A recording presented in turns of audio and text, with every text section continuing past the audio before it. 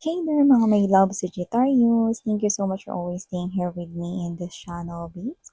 So before we start your reading, reminders po muna tayo na hindi po ito for everybody. So just pick up only the messages you think are for you. At kung feel mo na ang reading na tayo para sa iyo, then this reading might be really for you. And of course, wala tayong gender dito, babae, lalaki, LGBT, lahat kayo welcome here. So yun nga mga babes, no, before we start, let me just greet muna ang ating mga new subscribers.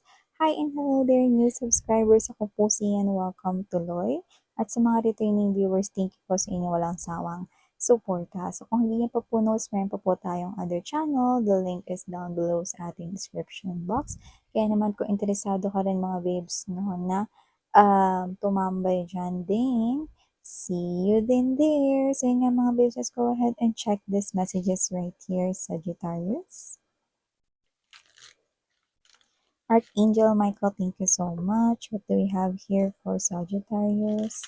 Thank you rin sa ating mga angels and guides and ancestors ni Sagittarius. This reading is intended for my Sagittarian people. However, cross-watchers ni Sagi, welcome rin kayo. Pwede niyong i-flip yung roles if you want. So, let's see. What do we have here for you, Sagittarius? Ano yung mga mensaheng pwede ninyong abangan? I-look forward, mga kaganapan na pwede ninyong i-watch out, no? Or ano ba mga mensahe for you? Sagittarius.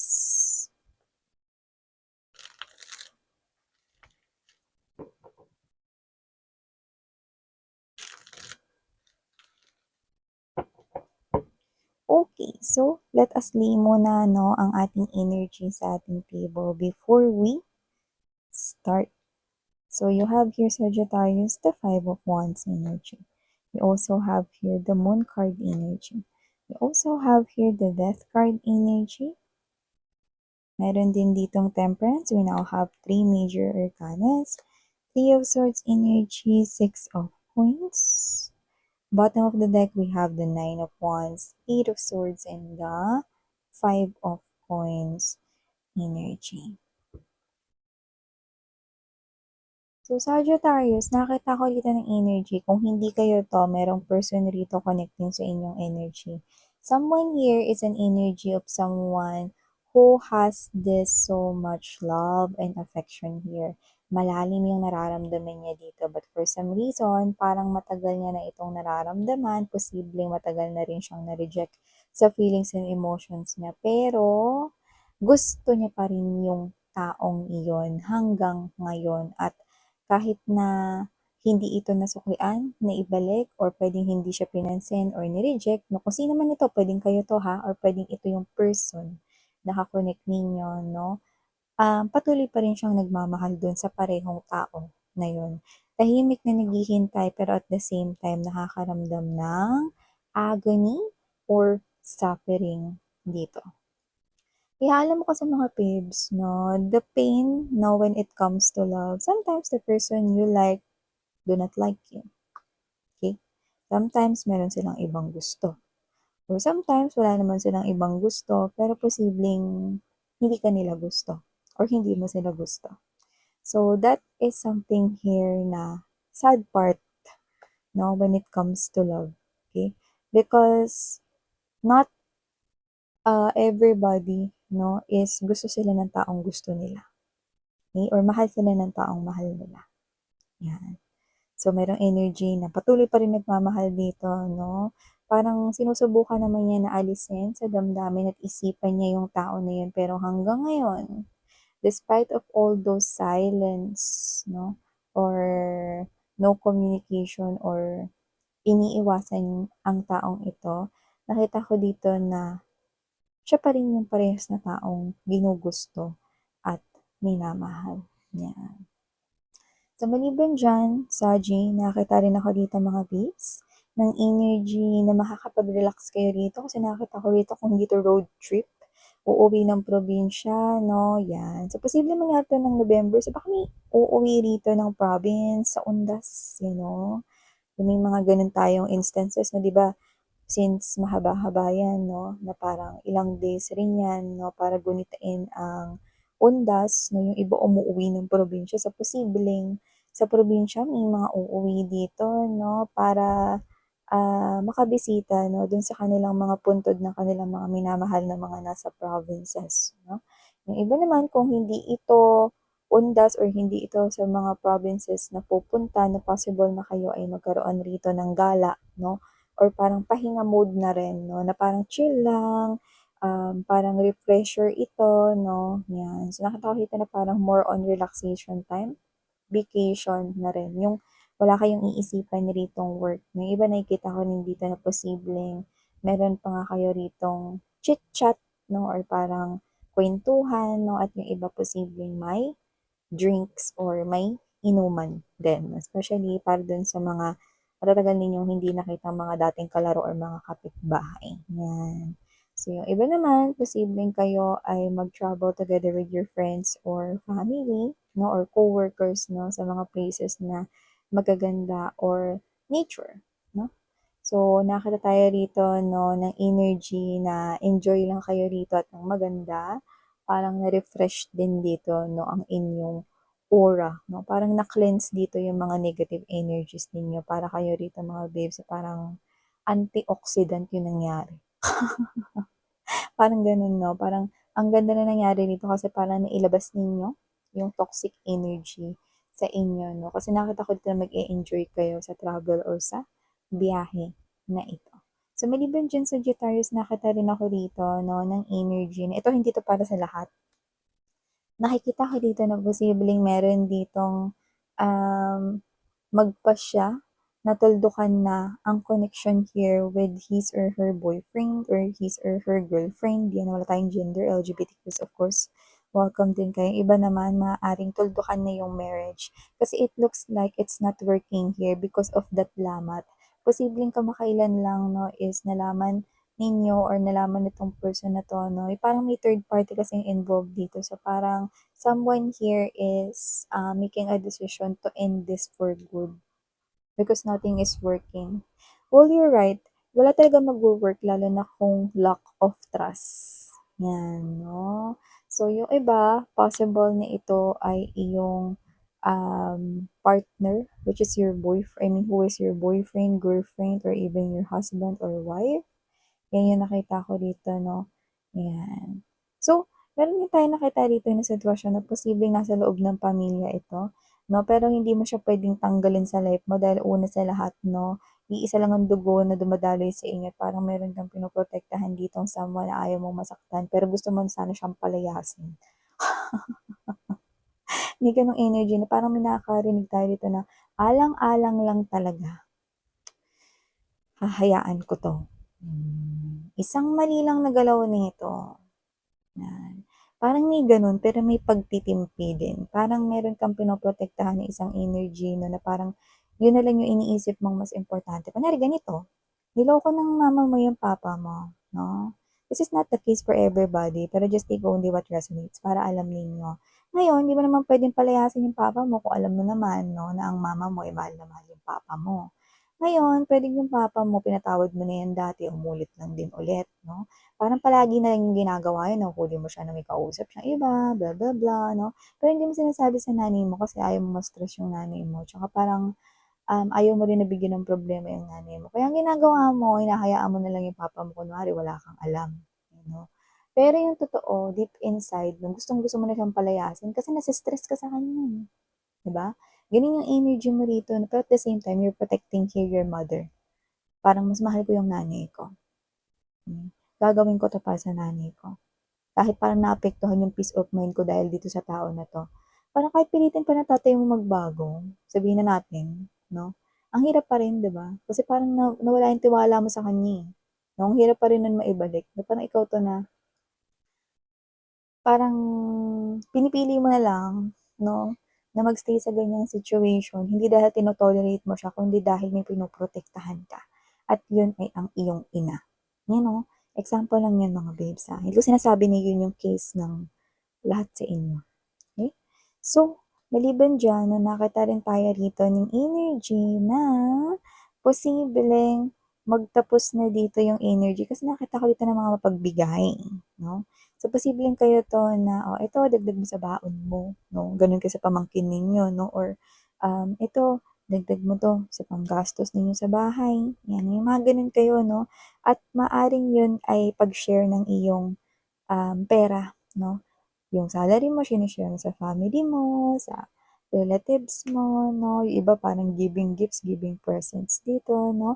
Well, this time kayo naman po yung bibigyan 'no. Alam mo yun, when you give 'no, something 'no, to someone 'no, without expecting anything in return, babalik yan sa'yo. At ngayon nakikita kong babalik na yan sa'yo.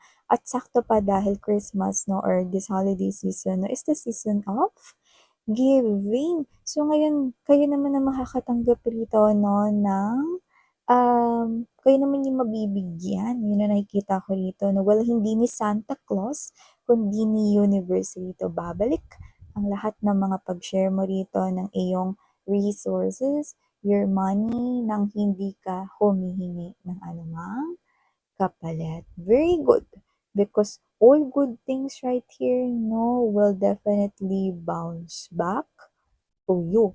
At yun ay sa pamamagitan ng mga biyaya. Pwedeng pera po yan, pwede rin naman yan ay mga bagay na magpapasaya sa'yo. Madami yan. Kaya ihanda mo yung sarili mo, no? At masaya ako na sakto matatanggap mo yan ngayong holiday season. So maliban dyan, no, Sagittarius, nakikita ko rin dito ang energy na posibleng meron dito yung parang energy na possible na pinipigilan niya yung sarili niyang lumapit sa inyo. So posibleng mangutang yan. No? Pero pinipigilan niya yung sarili niya. So, ibig sabihin, at as much as possible, hindi ako lalapit sa'yo. Pero, I'm getting that it's ego getting in the way. So, meaning to say, posibleng dahil sa ego niya, hindi siya lumalapit sa'yo rito. Pero alam niya na kailangan niya ng tulong mula sa'yo. So, this could be someone here na posibleng nagkaroon kayo ng argument, pag-aaway. This could be someone here na posibleng kamag-anak ninyo or kakilala ninyo na nakikita ko rito. Parang ikaw 'to na alam niya na ikaw yung may kakayanan na makapagbigay sa kanya ng ganyang halaga, pero parang pinipili niya na 'wag lumapit sa'yo, pinipigilan niya sarili niya 'wag humingi ng tulong sa'yo. Kasi para na rin daw niyang sinabi na, para na rin niyang tinatanggap na talo siya rito. So, hindi ko alam kung ano yung ibig sabihin talaga nun. So, posibleng, mataas yung ego, yung pride niya at ayaw niya magpatalo rito 'no, kasi parang sinasabi niya dito ayaw niya na maging talunan. Kasi 'pag tumanggap siya ng tulong mula sa'yo or lumapit siya dito para na rin niyang sinabi na tama ka or panalo ka. And, you know, alam mo yung mga babes na sometimes, kapag kailangan natin ng tulong lalo kung kamag-anak, hindi ito yung oras para, alam mo yun, mag-hold ng mga grudges, 'di ba? Ito yung oras para magtulungan. Tsaka hindi ko naman nakikita na kayo yung klase ng energy na walang respeto sa iba 'no, or magsasalita na lang dito ng basta-basta na hindi maganda. Because as what I'm seeing right here, you are someone who is a giver, someone who is very helpful, and napaka-approachable. So nakikita ko rito na posibleng yun nga, dahil nga siguro may argumento, meron ditong parang mga, blockages 'no, with the Five of Coins energy na nagpapakita kaya siya siguro ganyan.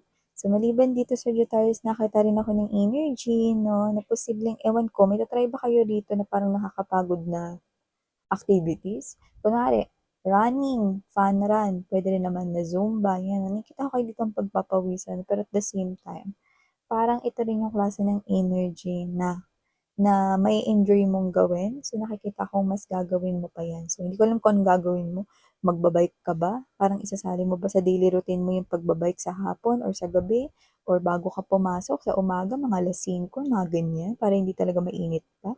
Or posibleng sumali ka sa Zumba at parang magkakaroon yan ng schedule. Nakikita kong tuloy-tuloy mo yung gagawin. Something na pagpapawisan ka. Pero hindi mo talaga goal yung abs, hindi mo talaga goal yung malaking muscles 'no. Hindi mo talaga goal dito yung parang maging fit, yung as in sexy yung katawan mo, kundi parang, isa itong klase ng energy na parang yung ginhawa na nararamdaman mo iba, eh. Tsaka and at the same time parang tutuloy-tuloy ko 'to kasi bukod dito sa nararamdaman ko magandang pakiramdam, healthy rin 'tong gawin, 'yan. So, hindi ko alam kung ikaw ba ay mag-zumba-zumba or ikaw 'to na bibili ka ng PlayStation or gadget kung saan sa bahay ka lang 'no, ta's may hawak ka lang na controller 'no, ta's sayaw-sayaw ka diyan. Yung kunwari Just Dance, yung mga ganyan 'no, or pina-follow mo yung isang game 'no, sa PlayStation, mga gano'n. Or maybe this is you 'no, joining yung YouTube na mga, exercises 'no, 'yan. So, wow 'no, maganda rin talaga 'yun, napapawis, maganda 'yan mga babes 'no. And also, nakita rin ako dito sa Sagittarius 'no, na may energy rito na sakto 'to 'no, kasi magse-sale 'no, 9.9 sale. At okay, nakikita ko dito mga babes 'no, na posibleng meron kayong maispatan diyan 'no, na nasa add to cart ninyo 'no. It's now time for you to check that out kasi ang laki ng discount niyan ngayon 'no. Go ahead, i-check out mo na 'yan, 'di ba? So, nakikita ko deserve mo 'yan mga babes 'no, kaya naman 'wag ka ng mag-hesitate kasi nakikita ko rito na yung stock na 'yan ay either dalawa na lang 'no at posibleng maubusan ka pa niyan kung hindi mo 'yan iche-check out na. So, whatever the case may be, okay, go ahead, purchase that. 'Yan, kung ano man 'yun. Okay, matagal na nandiyan sa add to cart na 'yan. So, maliban diyan mga babes, nakikita ko rin dito 'no, Sagittarius, last but not the least message right here. Someone here will throw negative things about you, like maririnig mo talaga ano, "Uy, alam mo si Sagittarius, si Sagittarius yun kasi yung ano, lasing." So, maaaring mga babes 'no, meron ka dito maririnig 'no, na posibleng literal na lasing siya 'pag sinabi niya 'yan. Kasi 'pag lasing mas malakas yung loob, 'di ba? Or posible rin naman 'no, na diyan na lumabas yung tunay na kulay niya 'no. Puwedeng galit pala siya sa'yo, pero nasabi niya kasi nakainom siya 'no, or kung hindi siya nakainom dito 'no, nakita ko rito na talagang may paparinig siya sa'yo na ikaw talaga yung direktang pinupunto nun, 'yan. Okay? So, whatever the case may be, relax, inhale, hold your breath, no, up until 3 seconds, yan, no, and then exhale, release the air. Okay? Sa ganong paraan, para na rin ninyong napigilan yung galit ninyo and at the same time, yung negative energy na release na ninyo. Okay? So, huwag niyong patulan, hayaan niyo lang siyang magsalita kasi at the end of the day, eh, lahat ng mga pino-point out na mga salita, tatlong daliri ang nakaturo pabalik sa kanya. Are you getting me point? Yes, you got it right. So yeah, these are all the messages we've got right here for you, babes. No, don't mind other people right here. They don't matter to you. Okay? In short, they're not important. Okay? So yeah, these are all the messages we've got right here for you, Saji. Thank you so much for your time here, babe. And again, I'm Yan. Thank you and sarang love and light. Annyeong.